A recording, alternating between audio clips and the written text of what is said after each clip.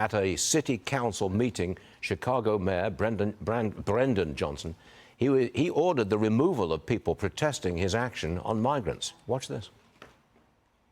You caused all this money to go to illegal immigrants, not Harold Washington.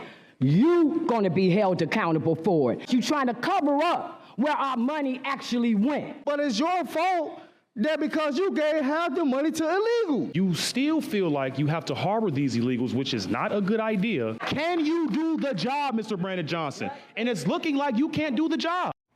Okay, Pastor Corey Brooks joins us now. He is Project Hood CEO. Pastor, if the election were held today, would Brandon Johnson still be the mayor? Well, without a shadow of a doubt, he would not be the mayor. You know, we're in the midst of a leadership crisis in the city of Chicago.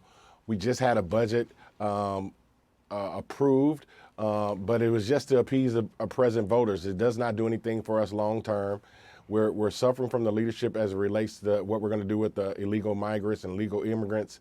And so if the election was held today, there's no question about it that he would definitely not win based upon his past record. What's the answer to the migrant crisis in Chicago? Mass deportations?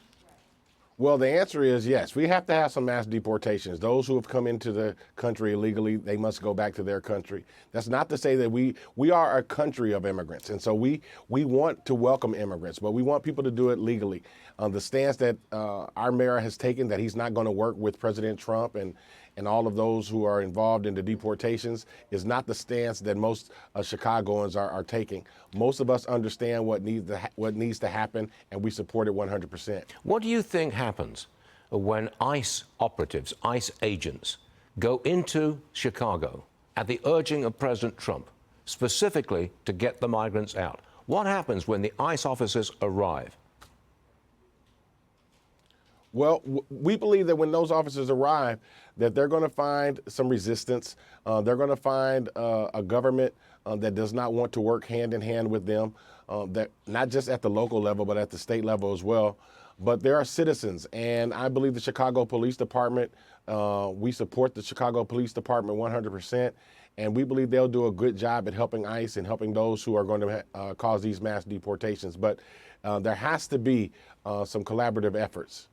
Chicago officials cleared out the largest homeless encampment in the city. Some were relocated to apartments and shelter beds. But residents told the Chicago Tribune that the city needs to have a better approach to tackling homelessness. Okay, what's the answer to tackling homelessness in Chicago? As I said, you know, we have so many problems that we're facing, from the budget problem to the crises of illegal immigrants down to the homeless situation. And what we're going to have is partnerships, better collaboration between public and private partnerships to make sure that we're able to help individuals who find themselves homeless. What the mayor's office is offering now is not a solution. It's not a fix. It does not address the long-term problems that we're facing as far as mental illness and addiction and crime with all of these homeless situations. And so we have to do a better job at making sure that we take care of the citizens.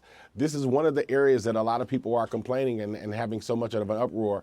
They feel like, listen, you've done everything to take care of illegal immigrants, but now you are not taking care of the people who find themselves as Chicagoans and American citizens.